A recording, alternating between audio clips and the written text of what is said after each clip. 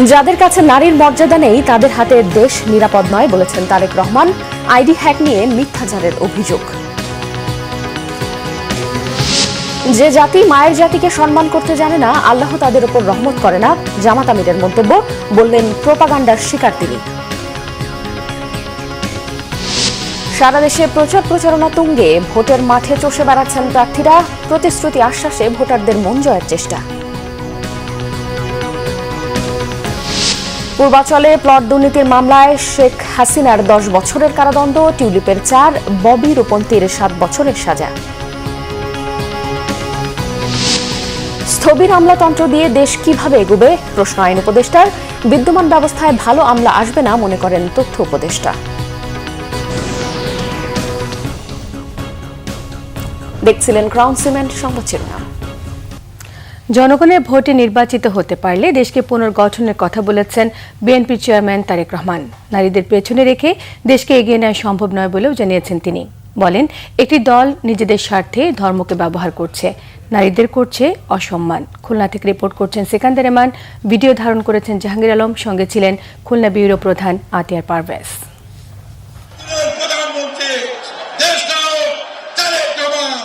খুলনায় বিএনপির নির্বাচনী জনসভা।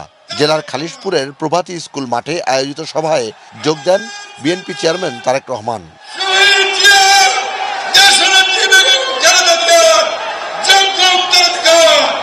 যদিও সকাল থেকে মাঠ কানায় কানায় পূর্ণ, মানুষ আর মানুষ। শ্রমিক অধ্যুষিত এই এলাকার মানুষের কাছে ধানের শীষের প্রার্থীদের পরিচয় করিয়ে দেন বিএনপি চেয়ারম্যান। এই মানুষগুলোকে 12 তারিখ পর্যন্ত দেখে রাখার দায়িত্ব আপনাদের।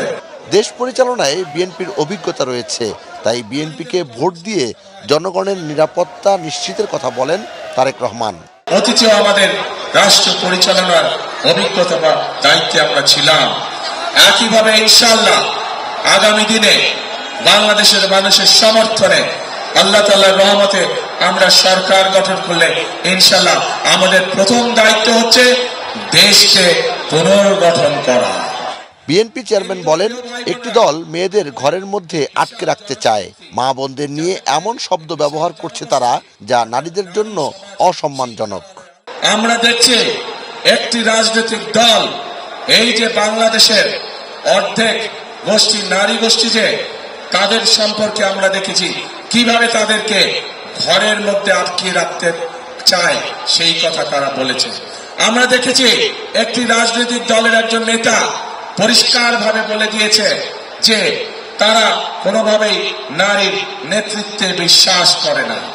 আমরা দেখেছি একটি রাজনৈতিক দলের নেতা পরিষ্কারভাবে দুদিন আগে বলেছে যে সকল মহিলা, যে সকল মা বোনেরা কর্মসংস্থানের উদ্দেশ্যে কর্মসংস্থানের জন্য যান, তাদেরকে, প্রিয় ভাই বোনেরা, আপনাদের সামনে আমার বলতে রীতিমতো লজ্জা হচ্ছে, এমন একটি শব্দ সে আমাদের সব মা বোনদের জন্য ব্যবহার করেছে যা এই দেশের জন্য একটি কলঙ্ক স্বরূপ। খুলনা শিল্পনগরীকে জীবিত শিল্পনগরী হিসেবে গড়ে তোলা হবে বলে জানান তারেক রহমান। আইটি পার্ক সহ তরুণদের নতুন নতুন কর্মসংস্থান তৈরির কথা বলেন তিনি। সাতক্ষীরা সহ বাগেরহাট সহ এই বিশাল অঞ্চলে আজ বহু সমস্যা আছে। যেমন এই খুলনা ছিল একসময় শিল্পনগরী, কিন্তু আমরা দেখছি গ্যাস সহ বিভিন্ন কারণে আজ এই শিল্পনগরী প্রায় মৃত নগরীতে পরিণত হয়েছে, শিল্প মৃত নগরী। ইনশাআল্লাহ বিএনপি আগামী 13 তারিখে সরকার গঠন করলে এই শিল্পনগরীকে আবার জীবিত শিল্পনগরীতে আমরা পরিণত করতে চাই। বৈষম্যহীন সমাজ গঠন করে সব ধর্মের মানুষের সমান অধিকার নিশ্চিতের কথাও বলেন তারেক রহমান। নির্বাচনী জনসভা মানেই রাজনৈতিক প্রতিশ্রুতি। বিএনপি চেয়ারম্যান তারেক রহমান বললেন, ধানের শীষে ভোট দিয়ে যদি বাংলাদেশ জাতীয়তাবাদী দল বিএনপিকে ক্ষমতায় নেয় জনগণ, তবে এসব প্রতিশ্রুতি অক্ষর অক্ষরে পালন করবে তার দল। ধনী গরিবের কোনো ভেদাভেদ নয়, সবার জন্য সাম্যের বাংলাদেশ গঠনে তিনি বদ্ধপরিকর। এবং এজন্যই বিএনপি বলছে তারা সবার আগে বাংলাদেশকেই প্রাধান্য দিতে চায়। সিকান্দার রহমান, বাংলা ভিশন, প্রভাতী স্কুল মাঠ, খালিশপুর, খুলনা। এদিকে যশোরের নির্বাচনী জনসভায় বিএনপি চেয়ারম্যান তারেক রহমান বলেছেন, একটি দল 5 আগস্টের পর মা বোনদের তুচ্ছ তাচ্ছিল্য করছে, নিচ্ছে ভোটারদের আইডি কার্ড ও বিকাশ নম্বর। অসৎ প্রস্তাব দিয়ে তারা কিভাবে সৎলোকের শাসন কায়েম করবে প্রশ্ন তুলেছেন তারেক রহমান। সোমবার বিকেলে যশোরের উপশহর ডিগ্রি কলেজ মাঠে এসব কথা বলেন তিনি। তারেক রহমান আরো বলেন, একটি দলের প্রধান বিদেশি মিডিয়ার সাক্ষাৎকারে ক্ষমতায় গেলে নারীদের কি চোখে দেখবেন তাও বলেছেন, অথচ একদিন আগে সেই নেতাই কর্মজীবী নারীদের সম্পর্কে অত্যন্ত আপত্তিকর কথা বলেছেন। যা নিজের দেশের অর্ধেক মানুষ সম্পর্কে এমন অপমানজনক কথা বলতে পারেন, তাদের কাছ থেকে ভালো কিছুই আশা করা যায় না বলেও মন্তব্য করেন তারেক রহমান। নারীদেরকে শিক্ষিত করে তুলতে বেগম খালেদা জিয়া মেয়েদেরকে শিক্ষা অবৈতনিক করে দিয়েছিলেন। এবার খালেদা জিয়ার দল সরকার গঠন করতে পারলে মা বোনদের হাতে ফ্যামিলি কার্ড পৌঁছে দেওয়া হবে। তার অভিযোগ, বিগত সরকারের মতো আমি ডামি আর নিশিরাতের ভোট করে যেভাবে মানুষের ভোটের অধিকার কেড়ে নেওয়া হয়েছিল, ঠিক সেইভাবেই নির্বাচনকে বাধাগ্রস্ত করতে উঠে পড়ে লেগেছে একটি দল। ভোট গণনার নামে কেউ কোনো সুযোগ নিতে চাইলে তাদেরকে প্রতিহতেরও আহ্বান জানান বিএনপি চেয়ারম্যান। মুসলমান সৈনিকরা আহত হয়েছিল। এদিকে বিএনপি মহাসচিব মির্জা ফখরুল ইসলাম আলমগীর বলেছেন, জামায়াতে ইসলামী বাংলাদেশকে সামনে এগোতে দিতে চায় না, দেশটিকে আফগানিস্তান বানাতে চান তারা। সকালে ঠাকুরগাঁওয়ে নিজ নির্বাচনী এলাকায় জনসংযোগের সময় তিনি এমন মন্তব্য করেন। তিনি আরো বলেন, জামায়াত নারীদের কাজ করতে দিতে চায় না, চায় মেয়েদের ঘরে আটকে রাখতে। জামায়াত আমিরের সাম্প্রতিক এক পোস্টের বিষয়ে তিনি জানান, আমির নারী বিদ্বেষী এমন মন্তব্য করে থাকলে অন্যায় করেছেন। জামায়াত হিন্দু সম্প্রদায়কে হুমকি দিচ্ছে বলে অভিযোগ করেছেন বিএনপি মহাসচিব মির্জা ফখরুল ইসলাম আলমগীর।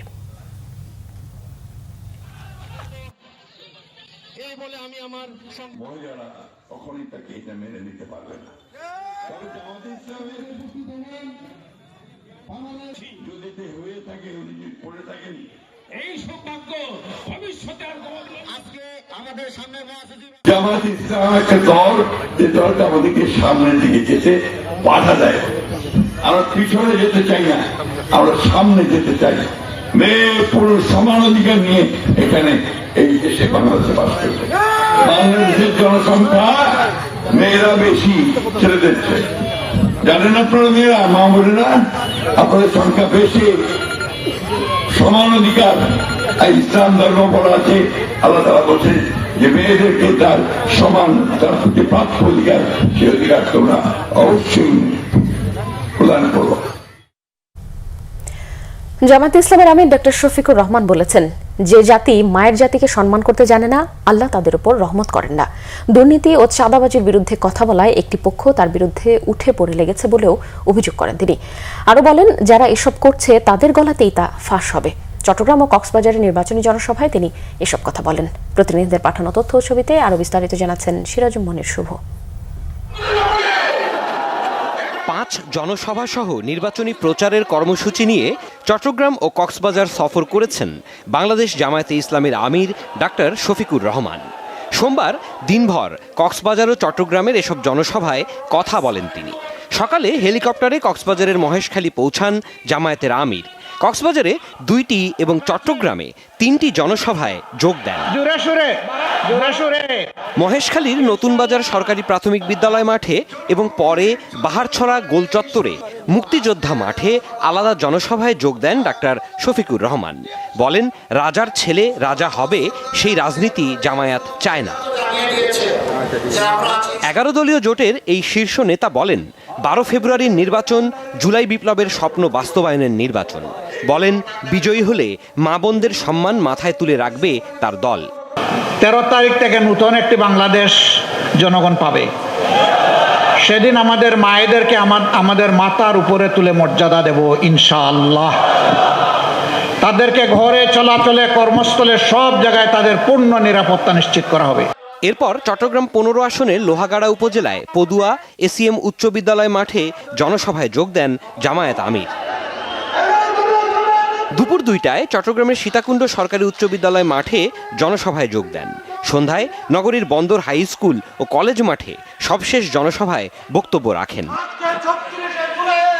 সীতাকুণ্ডের জনসভায় আমির বলেন, দেশের 5 পাবলিক বিশ্ববিদ্যালয়ে ছাত্র সংসদ নির্বাচনের ফলাফলে যে রায় হয়েছে, আসছে নির্বাচনেও দেশের মানুষের একই রায় হবে। আমরা চাই দালাল মুক্ত বাংলাদেশ, আমরা চাই চাঁদাবাজ মুক্ত বাংলাদেশ, আমরা চাই দুর্নীতিবাজ মুক্ত বাংলাদেশ, আমরা চাই মামলাবাজ মুক্ত বাংলাদেশ, আমরা চাই ব্যাংক ডাকাত মুক্ত বাংলাদেশ। চাঁদাবাজির বিরুদ্ধে আবারও হুঁশিয়ারি দেন তিনি। একই সাথে কেউ টাকা দিয়ে ভোট কিনতে আসলে তাদের পুলিশে দিতে সবার প্রতি অনুরোধও জানান জামায়াত আমির। সিরাজুম শুভ, বাংলা ভিশন, নিউজ ডেস্ক। নির্বাচনের দিন ভোট কেন্দ্র দখল করা হতে পারে বলে আশঙ্কা প্রকাশ করেছেন এনসিপির আহ্বায়ক এবং ঢাকা 11 আসনের 11 দলীয় জোট প্রার্থী নাহিদ ইসলাম। সোমবার নিজ আসনের পূর্ব রামপুরা এলাকায় নির্বাচনী প্রচারের সময় তিনি এসব কথা বলেন। নাহিদ ইসলাম জানান, প্রতিদিন তার নির্বাচনী ব্যানার ফেস্টুন ছিঁড়ে ফেলছে প্রতিপক্ষ। এমনকি ছাত্রলীগ এবং যুবলীগের সাবেক নেতাকর্মীদের নির্বাচনী প্রচারে ব্যবহার করা হচ্ছে। শক্তি প্রয়োগ করে প্রতিপক্ষ ভয়ের পরিবেশ সৃষ্টি করছে বলে অভিযোগ করেছেন নাহিদ ইসলাম। এই সময় শেরপুরের ঘটনা উল্লেখ করে তিনি বলেন, লাশের রাজনীতি শুরু করেছে একটি দল। আওয়ামী আমলে যা যা হয়েছে তার পুনরাবৃত্তি ঘটছে দাবি করে 12 ফেব্রুয়ারি নির্বাচনে কেন্দ্র দখল হতে পারে বলেও আশঙ্কা প্রকাশ করেছেন তিনি। এছাড়া একই আসনের আরেক প্রার্থী এম এ কাইয়ুমের ভানুয়াতুর নাগরিকত্ব নিয়ে করা রিটের বিষয়ে সুবিচার পাওয়ার প্রত্যাশা ব্যক্ত করেন নাহিদ ইসলাম। আমাদের প্রতিদিনই আমাদের ব্যানার পোস্টার ছিঁড়া হচ্ছে, কর্মী সমর্থকদেরকে হুমকি দেওয়া হচ্ছে, ফলে এইখানে বেশি শক্তির প্রয়োগ করা হচ্ছে। প্রশাসনকে চাপ দিয়ে দলীয়করণ করে নির্বাচন কমিশন আমরা অভিযোগ দিচ্ছি, সেই অভিযোগ ব্যবস্থা নেওয়া হচ্ছে না। ফলে লেভেল প্লেইং ফিল্ড তো আসলে নেই।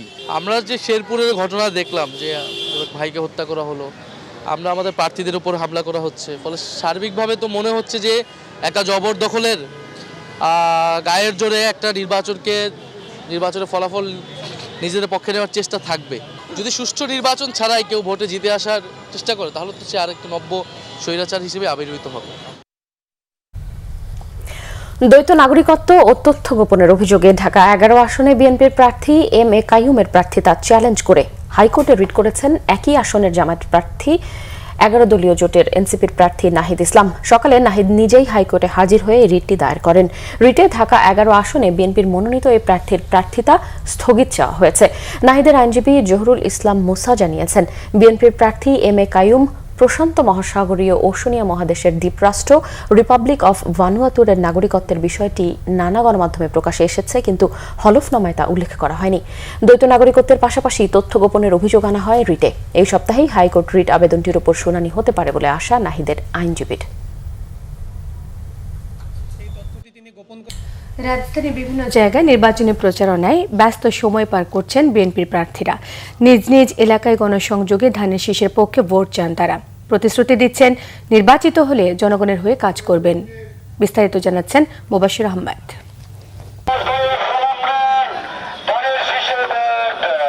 সোমবার সকালে ঢাকা ৮ আসনের শাহজাহানপুর সরকারি কর্মকর্তা কলোনি এলাকায় গণসংযোগ করেন বিএনপি প্রার্থী মির্জা আব্বাস। এ সময় সাংবাদিকদের তিনি জানান, তার সমালোচনা করে প্রতিপক্ষের প্রার্থীরা নিজেরই ক্ষতি করছে। এই এলাকার জন্য করেছি, এলাকার জন্য করব, এলাকায় ছিলাম, এলাকায় আছি, আলহামদুলিল্লাহ। এই কথাগুলো বলার ক্ষমতা ওদের নাই। আমার অনেক কথা বলার আছে এখানে, ভালো মন্দ অনেক কিছু। এই এলাকার লোক আমার সম্বন্ধে সব কিছু জানে, কিন্তু ওদের সম্বন্ধে কিছু জানে না, সুতরাং ওদের বলার কিছু নাই। এই জন্য পাবলিকের সামনে আবল তাবল বলে প্রলাপ বকে, এতে আমার মানে তাড়াতাড়ি ক্ষতি হচ্ছে, বরং আমি লাভবান হচ্ছি আল্লাহর রহমতে। এদিকে রাজধানীর ধূপখোলা বাজার এলাকায় সভা ও গণসংযোগ করেছেন ঢাকা 6 আসনে বিএনপি প্রার্থী ইশরাক হোসেন। এ সময় জনগণের কাছে ভোট চান তিনি। বাংলাদেশের আপামর জনগণ নির্বাচিত হলে গ্যাস সংকট ও যানজট সমস্যার সমাধানে আশ্বাস দেন ইশরাক হোসেন। আপনাদের এই মার্কেট সমিতির যে দাবিগুলা, সেগুলো আমরা লিখিতভাবে আপনাদের থেকে নিব এবং বিদ্যমান আইন অনুযায়ী এবং বিগত দিনে যারা এখানকার মার্কেটের অরিজিনাল মালিক ছিলেন তাদেরকে আমরা তারা যাতে কোনোভাবেই বঞ্চিত না হয়, তাদের ন্যায্য অধিকার যাতে তারা ফেরত পান, সেই বিষয়টা নিশ্চিত করার জন্য আমার জায়গা থেকে আমি সর্বোচ্চ চেষ্টা করে যাব ইনশাআল্লাহ। আসন্ন জাতীয় নির্বাচনকে ঘিরে দেশে ও বিদেশে চক্রান্ত চলছে বলে অভিযোগ করেছেন ঢাকা 9 আসনে বিএনপি প্রার্থী হাবিবুর রশিদ হাবিব। রাজধানীর মুগদা থানার ৭১ নম্বর ওয়ার্ডে নির্বাচনী মতবিনিময় সভায় দেশের স্বার্থে দলমত নির্বিশেষে সকলকে ঐক্যবদ্ধভাবে এগিয়ে যাওয়ার আহ্বান জানান তিনি। ঢাকা ৭ আসনের অন্তর্গত ২৯ নম্বর ওয়ার্ড বিএনপি ও সকল অঙ্গ সংগঠনের উদ্যোগে নির্বাচনী মতবিনিময় সভা করেন সংসদ সদস্য প্রার্থী হামিদুর রহমান হামিদ। বলেন, জনগণের ভোটাধিকার পুনরুদ্ধার ও আধুনিক বৈষম্যহীন ঢাকা গড়ে তুলতে তারেক রহমানের ৩১ দফার বিকল্প নেই। মোবাশ্বের আহমেদ, বাংলা ভিশন, ঢাকা। নির্বাচন যতই এগিয়ে আসছে ততই সরগরম হয়ে উঠছে ভোটের মাঠ। গণসংযোগ আর প্রার্থী কর্মী সমর্থকদের দৌড়ঝাঁপও বাড়ছে। নানান প্রতিশ্রুতিতে ভোটারদের মন জয়ের চেষ্টাও তাদের। প্রতিনিধিদের পাঠানো তথ্য ও ছবিতে ডেস্ক রিপোর্ট। জিয়া হতে চায় কারণ তারা বেগম জিয়ার আদর্শ ধরে রাখতে চায়, বলেছেন বিএনপির স্থায়ী কমিটির সদস্য সালাউদ্দিন আহমদ। চকরিয়ার মালুমঘাট আইডিয়াল স্কুল মাঠে নির্বাচনী জনসভার মঞ্চে তিনি একথা বলেন। এবং সর্ববৃহৎ জানাজার ঢাকা ১৯ আসনে বিএনপির প্রার্থী ডাক্তার দেওয়ান মোহাম্মদ সালাউদ্দিন বাবু সোমবার দিনভর প্রচারণা চালিয়েছেন। উপজেলার বিভিন্ন পাড়া মহল্লা ও শ্রমিক কলোনিতে ধানের শীষে ভোট চান তিনি। ঢাকা ২ কেরানীগঞ্জ আসনে গণসংযোগে ব্যস্ত ছিলেন বিএনপি প্রার্থী আমানুল্লাহ আমান। নির্বাচিত হলে কেরানীগঞ্জকে চাঁদাবাজ ও সন্ত্রাসমুক্ত করার প্রতিশ্রুতি তার। তারানগর ইউনিয়নে বিভিন্ন ওয়ার্ডে গণসংযোগ ও নির্বাচনী প্রচারণা চালান তিনি। চট্টগ্রাম ২ আসনে বিএনপি প্রার্থী সরওয়ার আলমগীর বিবিরহাট সহ বিভিন্ন এলাকায় গণসংযোগ করেন, উদ্বোধন করেন নির্বাচনী ক্যাম্পেইনের। একই আসনে জামায়াত ও ১১ দলীয় জোট প্রার্থী অধ্যাপক নুরুল আমিন দৌলতপুর, নানুপুর সহ বিভিন্ন এলাকায় প্রচার চালান। ব্যস্ত সময় কাটিয়েছেন চট্টগ্রাম ১৫ আসনের বিএনপি প্রার্থী নাজমুল মোস্তফা আমিনও। ময়মনসিংহের গফরগাঁওয়ে বিএনপির সমর্থনে গণমিছিল সমাবেশ করেছেন ময়মনসিংহ ১০ আসনের প্রার্থী আক্তারুজ্জামান বাচ্চু। পৌরসভা মাঠ থেকে গণমিছিল শুরু হয়, শহরের গুরুত্বপূর্ণ সড়ক ঘুরে ইমামবাড়িতে শেষ হয়, পরে হয় সংক্ষিপ্ত সমাবেশ। গণমিছিলে বিএনপি ও অঙ্গ সংগঠনের নেতাকর্মীরা অংশ নেন। সিলেট সিটি কর্পোরেশনের সাবেক মেয়র আরিফুল হক চৌধুরীকে সঙ্গে নিয়ে সিলেট ১ আসনে প্রচারণা চালান বিএনপি প্রার্থী খন্দকার আব্দুর মুক্তাদি। আম্বরখানা এলাকা থেকে শুরু হয় তার গণসংযোগ। এ সময় তার সঙ্গে ছিলেন সিলেট সিটি কর্পোরেশনের সাবেক কাউন্সিলররাও। ব্রাহ্মণবাড়িয়ার নবীনগর পাইলট স্কুল মাঠে ইসলামী আন্দোলন বাংলাদেশের নির্বাচনী সভায় যোগ দিয়েছিলেন ইসলামী আন্দোলনের আমির মুফতি রেজাউল করিম পীর চরমোনাই। আয়োজনে ব্রাহ্মণবাড়িয়া ৫ আসনের ইসলামী আন্দোলনের প্রার্থী নজরুল ইসলাম নাজু সহ জেলা উপজেলার নেতারা উপস্থিত ছিলেন। নাটোরে নিজ আসনে প্রচারণা চালান নাটোর ২ আসনের ধানের শীষের প্রার্থী অ্যাডভোকেট এম রুহুল কুদ্দুস তালুকদার দুলু। বিএনপির বিজয় ঠেকাতে সূক্ষ্ম কারচুপির চেষ্টা হচ্ছে বলে অভিযোগ তার। একই আসনে দাঁড়িপাল্লার প্রার্থী মোহাম্মদ ইউনুস আলীও গণসংযোগে ব্যস্ত সময় পার করেন। মেহেরপুরে বিএনপির প্রার্থী মাসুদ অরুণের পক্ষে গণসংযোগ করেছে জেলা জাসাস। প্রচারণায় অংশ নেন জাসাস কেন্দ্রীয় সদস্য সচিব জাকির হোসেন রোকন ও মেহেরপুর জেলার সমন্বয়কারী আহসান হাবিব। চাঁদপুরের কচুয়ায় পথসভা করেছেন সদর দক্ষিণ ইউনিয়নের বিএনপি প্রার্থী ডক্টর আনম এহসানুল হক মিলন। স্থানীয় বিএনপির আয়োজনে কচুয়ার ঘাগড়ার পথসভায় প্রধান অতিথি ছিলেন তিনি। ২৬-এর নির্বাচন হবে ভোট ও ভাতের অধিকার ফিরিয়ে দেওয়ার নির্বাচন, বলেছেন খেলাফত মজলিসের আমির মামুনুল হক। সন্ধ্যায় মাদারীপুর শকুনি লেক পাড়ের মুক্তমঞ্চে ১১ দলীয় ঐক্য সমর্থিত মাদারীপুর ২ আসনের প্রার্থী মুফতি আব্দুস সোবহানের নির্বাচনী সমাবেশে তিনি একথা বলেন। সিরাজুম মনির শুভ, বাংলা ভিশন, নিউজ ডেস্ক। নির্বাচনে সহিংসতার আশঙ্কা করে ট্রান্সপারেন্সি ইন্টারন্যাশনাল বাংলাদেশ টিআইবি জানিয়েছে, তফসিল ঘোষণার পর এ পর্যন্ত ১৫ জন নেতাকর্মী নিহত হয়েছেন। কর্তৃত্ববাদ পতন পরবর্তী ১.৫ বছর প্রত্যাশা ও প্রাপ্তি বিষয়ে প্রতিবেদন প্রকাশ উপলক্ষে সংবাদ সম্মেলনে এ তথ্য জানিয়েছেন সংস্থাটির নির্বাহী পরিচালক ড ইফতেখারুজ্জামান। বলেন, অতীতের সকল নির্বাচনে সহিংসতা হয়েছে, সেখান থেকে শিক্ষা নিয়ে এবারে নির্বাচন সহিংসতা মুক্ত করতে হবে। নানা আশঙ্কা সত্ত্বেও নির্বাচন গ্রহণযোগ্য হবে বলে আশা প্রকাশ করেন তিনি বলেন, নির্বাচনী আচরণবিধি লঙ্ঘন করলেও বড় দলগুলোর বিরুদ্ধে শক্ত অবস্থান নিতে পারেনি নির্বাচন কমিশন। লেভেল প্লেইং ফিল্ড সমানভাবে নেই বলেও মন্তব্য করেছেন তিনি অভিযোগ করেন, রাজনৈতিক দল এবং আমলাতন্ত্র জুলাই আন্দোলন থেকে কোনো শিক্ষা নেয়নি। শহীদ রাষ্ট্রপতি জিয়াউর রহমানের জন্মবার্ষিকী উপলক্ষে ফ্রি হৃদরোগ চিকিৎসা সেবা ও ফ্রি ঔষধ বিতরণ কার্যক্রম পরিদর্শন করেছেন ডাক্তার জুবাইদা রহমান। সোমবার সকালে রাজধানীর মহাখালীর করাইল আনসার ক্যাম্পে ডক্টর অ্যাসোসিয়েশন অফ বাংলাদেশ ড্যাব আয়োজিত এই মেডিকেল ক্যাম্প পরিদর্শনে যান তিনি। এ সময় ডাক্তার জুবাইদা রহমান চিকিৎসা সেবা নিতে আসা রোগীদের খোঁজ খবর নেন এবং চিকিৎসা কার্যক্রম বিষয়ক পরামর্শ দেন। এ সময় উপস্থিত ছিলেন বিএনপির চেয়ারম্যানের উপদেষ্টা ও ড্যাবের সাবেক সভাপতি ডাক্তার ফরহাদ হালিম ডোনার। ঢাকা 17 আসনের তারেক রহমানের নির্বাচনী প্রধান সমন্বয়ক ও চেয়ারম্যানের উপদেষ্টা আব্দুস সালাম সহ ড্যাবের বিভিন্ন পর্যায়ের চিকিৎসকরা। এর আগে গেল শনিবার বক্ষব্যাধি হাসপাতালের সহযোগী অধ্যাপক ডক্টর জিয়াউল করিমের তত্ত্বাবধানে ঢাকা 17 আসনের মহাখালীর সাততলা বস্তি, করাইল বস্তি ও ভাসানটেকে বস্তিবাসীর জন্য মেডিকেল ক্যাম্পের কার্যক্রম শুরু করা হয়।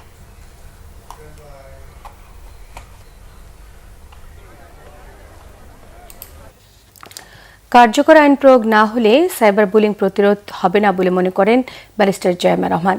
দেশ গঠনে তরুণদের ভাবনা ও প্রত্যাশা নিয়ে এক মতবিনিময় সভায় তিনি সব কথা বলেন। রিপোর্ট করছেন ফজলে রাব্বি। দেশ গঠনে তরুণদের ভাবনা ও প্রত্যাশা জানতে রাজধানীর বনানী ডিওএসএস মাঠে ব্যতিক্রমী এই চায়ের আড্ডা। একটা ভিডিও আছে, ভিডিওতে আছে সেই ভিডিও। বিএনপির নির্বাচন পরিচালনা কমিটির কন্টেন্ট জেনারেশন টিম আয়োজিত এই আড্ডায় সোমবার বিকেলে যোগ দেন ব্যারিস্টার জাইমা রহমান। এতে তরুণ প্রজন্মের বিভিন্ন ভাবনা ও কর্মপরিকল্পনা শোনেন তিনি। শিক্ষার্থীদের সঙ্গে আলাপে উঠে আসে রাজধানীর বায়ু দূষণ, যানজট, তরুণদের চাকরিসহ নানান সমস্যার কথা। প্রাইমারি পর্যায় থেকে ব্যবস্থা নিলে শহর এবং গ্রামে শিক্ষার বৈষম্য দূর হবে বলে মত জাইমা রহমানের। সিটি কর্পোরেশনের মাধ্যমে একটু ইনকর্পোরেটেড হতে হবে, যে এটাও জরুরি এগুলো করা। আপনারা যে অন্য আরও কিছু করছেন দ্যাটস ফাইন, কিন্তু আমাদের যে প্রকৃতি, তারপরে খাল খনন, তারপরে পার্ক, এগুলো যে ঠিকঠাক রাখতে হবে সবার জন্য, পলিউশনের জন্য, এটা হয়তো বা একটু ইমপ্লিমেন্ট করতে হবে।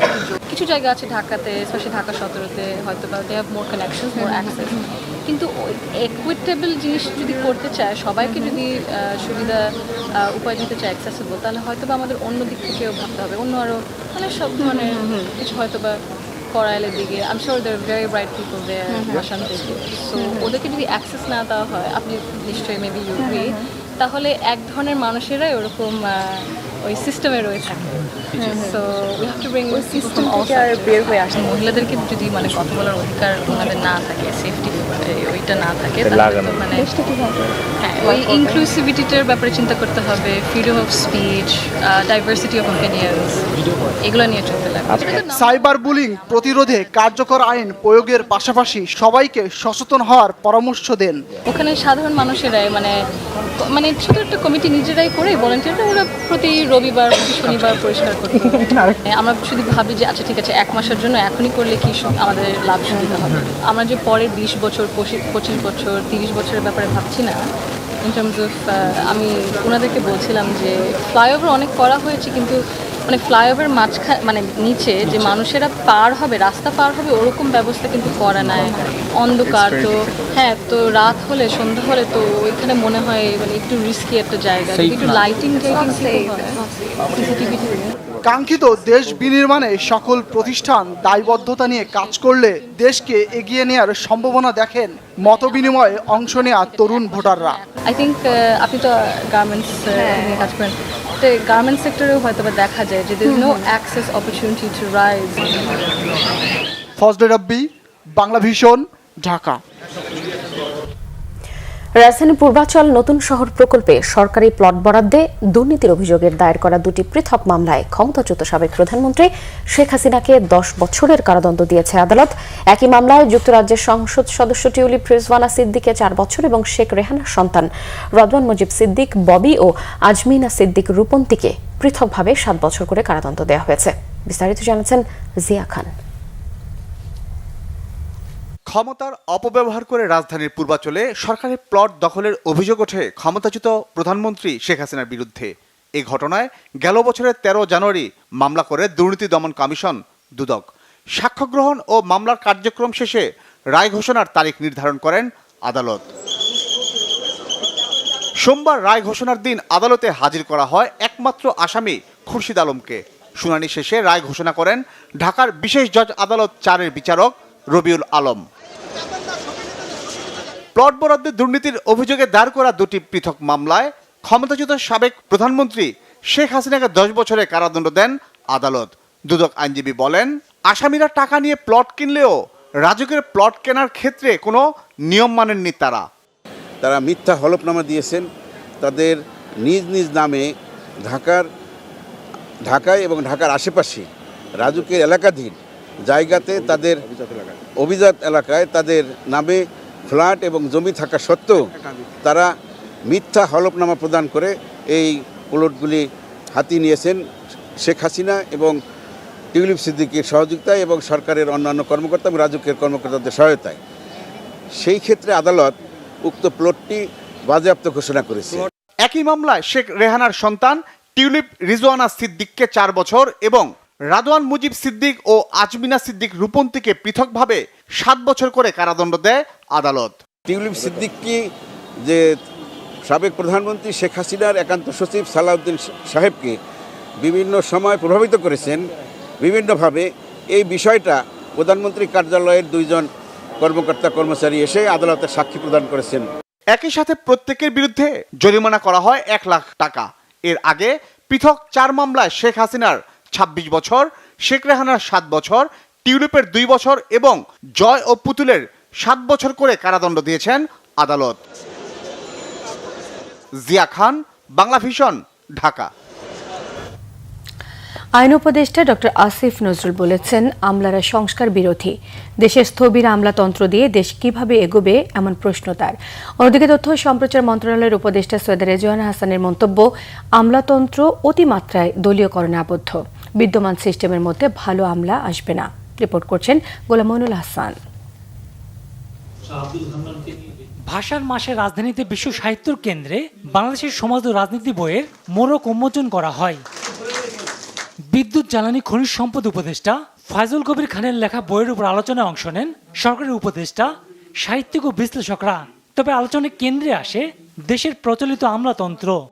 আমরা এখন যেই আমলাতন্ত্র দিয়ে প্রশাসন চালাচ্ছি, অতিমাত্রায় দলীয়করণের কারণে এই আমলাতন্ত্র থেকে কিন্তু সৃজনশীলভাবে একজন ফজল কবির খান কিংবা একজন আলী ইমাম মজুমদার কিংবা একজন আকবর আলী খান কিংবা মুহিত চৌধুরী আর বের হবে না। এটা আর সম্ভব না। এইরকম একটা স্থবির আমলাতন্ত্র নিয়ে কিভাবে আমাদের দেশ আগাবে, আমার এই সরকারে কাজ করার পরে এই দুশ্চিন্তাটা, এই চিন্তাটা থাকবে সবসময়। আমি কিন্তু বলছি না ওনাদের মেধা কম, ওনাদের মেধা আছে, আমাদের অনেকের অনেক বেশি মেধাও আছে, পড়াশোনাও আছে। খুবই স্থবির, খুবই ডগমেটিক। তারা মনে করে অফিসার যে হয়েছে এটাই তার সবচেয়ে বড়, এটাই তার সবচেয়ে বড় জাতিকে দেওয়া, সে অফিসার হয়েছে। অফিসার দেওয়া যে দায়িত্ববোধ, কর্তব্যবোধের শুরু, এই চেতনা তারা নাই। নিজের লেখা বইয়ের উপর আলোচনা করতে বিদ্যুৎ, জ্বালানি, খনিজ সম্পদ উপদেষ্টা বলেন, এমন দরদবিহীন সমাজ পৃথিবীর কোথাও পাওয়া যাবে না। আমাদের বাংলাদেশ একটা খুব আনকেয়ারিং সোসাইটি। এখানে কেউ, নোবডি কেয়ারস। শিক্ষক কেয়ার করে না ছাত্রের জন্য, ডাক্তার কেয়ার করে না রোগীর জন্য, আমলারা কেয়ার করে না জনগণের জন্য, রাজনীতিবিদরা কেয়ার করে না এই জনগণের জন্য। বাংলাদেশ নামক রাষ্ট্রের পরিশুদ্ধির প্রয়োজন বলে মন্তব্য করেন বিশিষ্ট শিক্ষাবিদ অধ্যাপক আব্দুল্লাহ আবু সাইদ। একটা রাষ্ট্র তৈরি হচ্ছে যে রাষ্ট্র কোনোদিন আমাদের জাতির হাতে ছিল না। হঠাৎ স্বর্গ থেকে একটা বিরাট অতিকায় ফল এসে আমাদের হাতের উপরে পড়েছে। কেমন আমরা এটাকে ধরে রাখতে পারিনি, ওটা মাটিতে পড়ে ও রক্তাক্ত হয়ে আছে। কেমন? সুতরাং রাষ্ট্রকে ক্রমাগতভাবে রিফাইন করা দরকার। গোলাম মইনুল হাসান, বাংলা ভিশন, ঢাকা। জামায়াত আমিরের পোস্টে নারীদের নিয়ে দেয়া বক্তব্য তাদের প্রতি অবমাননাকর। এ থেকে প্রমাণিত হয় ভবিষ্যতে নারীদের প্রতি জামায়াতের আচরণ কেমন হতে পারে। এমন মন্তব্য করেছেন বিএনপির সিনিয়র যুগ্ম মহাসচিব অ্যাডভোকেট রুহুল কবির রিজভী। তিনি জানান, ধর্মের নামে রাজনৈতিক বক্তব্য দিয়ে নারীদের লক্ষ্যবস্তু করা কোনোভাবে গ্রহণযোগ্য নয়। রাজধানী নয়াপল্টনে বিএনপির কেন্দ্রীয় কার্যালয়ের সামনে জাতীয়তাবাদী মহিলা দলের বিক্ষোভ মিছিল এবং সমাবেশে তিনি সতর্ক করে বলেন, নারীকে বিকৃতভাবে উপস্থাপন করলে কেউ চুপ করে বসে থাকবে না। এ সময় দলটির স্থায়ী কমিটির সদস্য সেলিমা রহমান জানান, নারীদের নিয়ে বিতর্কিত মন্তব্যে পুরো নারী সমাজ লজ্জিত এবং তাদের মর্যাদা ক্ষুণ্ণ হয়েছে। পরে নারীদের নিয়ে অবমাননাকর মন্তব্যের অভিযোগে জামায়াতের আমিরের বিরুদ্ধে বিক্ষোভ মিছিল করেছেন নেতাকর্মীরা। কাকরাইল এবং নাইটিঙ্গেল মোড় প্রদক্ষিণ করে আবারও কেন্দ্রীয় কার্যালয়ের সামনে গিয়ে শেষ হয়।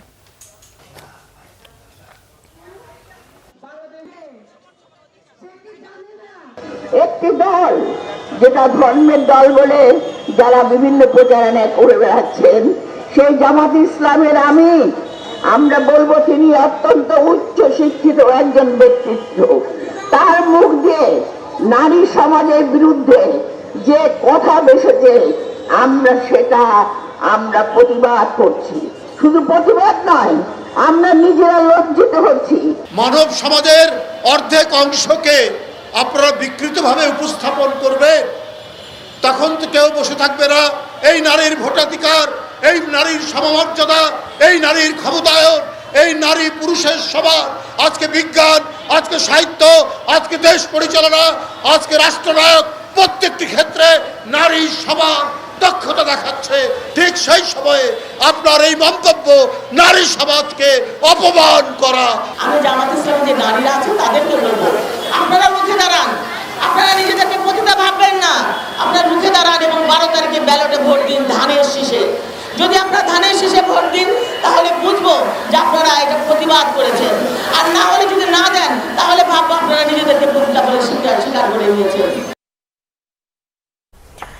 শিশু গৃহকর্মীকে নির্যাতনের মামলায় বিমান বাংলাদেশ এয়ারলাইন্সের ব্যবস্থাপনা পরিচালক ও প্রধান নির্বাহী কর্মকর্তা শফিকুর রহমান এবং তার স্ত্রী বিথি সহ 4 জনকে কারাগারে পাঠিয়েছে আদালত। সোমবার মামলার তদন্ত কর্মকর্তা আসামিদের আদালতে হাজির করে কারাগারে আটক রাখার আবেদন করেন। এরপর আদালতে তদন্ত কর্মকর্তার আবেদনের পরিপ্রেক্ষিতে আদালত শুনানি শেষে জামিন নাকচ করে তাদেরকে কারাগারে পাঠানোর আদেশ দেন।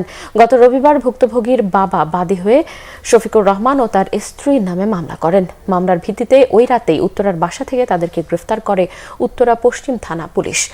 শফিকুর রহমান ও তার স্ত্রী বিথি ছাড়াও গ্রেফতার করা হয়েছে অন্য 2 জন আসামি, বাসার 2 গৃহকর্মী রূপালী খাতুন ও সুফিয়া বেগমকে। মেয়ে দেখার পরে আমি নিজে কান্দে বলেছি, আমার মেয়ের ছাড়া তো এরকম দিই নেই। আর ম্যাডাম বলতেছে বাথরুমে পড়ে যেগুলো হয়েছে, বাথরুমে পড়ে যেগুলো হয়, বাথরুমে পড়ে যেগুলো হয়, এগুলো অবিশ্বাসী কথা। আপনার গরম চিনি অত্যাচার করছে, কাটছে, আবার সেলাই করছে। এটা যাক, আমি এটা সুস্থ একটা বিচার চাই, যে এরকম কোনো মেয়ের ইজ্জত নষ্ট না হয়। গুমের শিকার অবসরপ্রাপ্ত ব্রিগেডিয়ার জেনারেল আব্দুল্লাহিল আমান আজমি 8 বছরের নির্যাতন এবং অবিচারের জন্য সুবিচার চেয়েছেন। তার জেরা বৃহস্পতিবার ট্রাইব্যুনালে উপস্থিত 3 আসামিকে চিহ্নিত করেছেন তিনি। রবিবার এবং সোমবার আন্তর্জাতিক অপরাধ ট্রাইব্যুনাল 1-এ গুমের মামলায় সাক্ষ্য দেন তিনি। জবানবন্দিতে তিনি জানান, ডিজিএফআই-এর গুমের শিকার হয়েছিলেন তিনি। এ সময় কাঠগড়ায় দাঁড়িয়ে থাকা 3 সেনা কর্মকর্তাকে জড়িত বলে চিহ্নিত করেছেন তিনি। এ মামলায় শেখ হাসিনা সহ 13 জন আসামি। জবানবন্দিতে আমান আজমি তার উপর অত্যাচার এবং নির্যাতনের বিচার দাবি করেন। এর আগে বিএনপি নেতা হুম্মাম কাদের চৌধুরী এবং সাবেক সেনা কর্মকর্তা হাসিনুর রহমান ট্রাইব্যুনালে সাক্ষ্য দেন। আগামী বৃহস্পতিবার আমান আজমিকে জেরা করবে আসামি পক্ষের আইনজীবীরা। সংবাদ শেষ করব। ক্রাউন সিমেন্ট শিরোনামগুলো আরো একবার জানিয়ে দিয়ে, যাদের কাছে নারীর মর্যাদা নেই তাদের হাতে দেশ নিরাপদ নয় বলেছেন তারেক রহমান। আইডি হ্যাক নিয়ে মিথ্যাচারের অভিযোগ। যে জাতি মায়ের জাতিকে সম্মান করতে জানে না, আল্লাহ তাদের রহমত করেন না, জামায়াত আমিরের মন্তব্য, বললেন প্রোপাগান্ডার শিকার তিনি। সারা দেশে প্রচারণা তুঙ্গে, ভোটের মাঠ চষে বেড়াচ্ছেন প্রার্থীরা। প্রতিশ্রুতি আশ্বাসে ভোটারদের মন জয়ের প্রচেষ্টা। পূর্বাঞ্চলে প্লট দুর্নীতির মামলায় শেখ হাসিনার 10 বছরের কারাদণ্ড, টিউলিপের 4, ববি রূপন্তী 7 বছরের সাজা। স্থবির আমলাতন্ত্রদের দেশ কিভাবে এগোবে, প্রশ্ন আইন উপদেষ্টার। বিদ্যমান ব্যবস্থায় ভালো আমলা আসবে না মনে করেন তথ্য উপদেষ্টা। এই ছিল এখনকার মতো। পরের সংবাদ রাত 1টায় দেখার আমন্ত্রণ রইল। এছাড়াও বাংলাদেশের সংবাদ ও সংবাদ সংশ্লিষ্ট অনুষ্ঠান দেখতে ভিজিট করুন www.bvnews24.com ও facebook.com/bangladeshi-news এবং সাবস্ক্রাইব করুন youtube.com/bangladeshi-news। এখন সঙ্গে থাকায় ধন্যবাদ সবাইকে। শুভরাত্রি। শুভরাত্রি।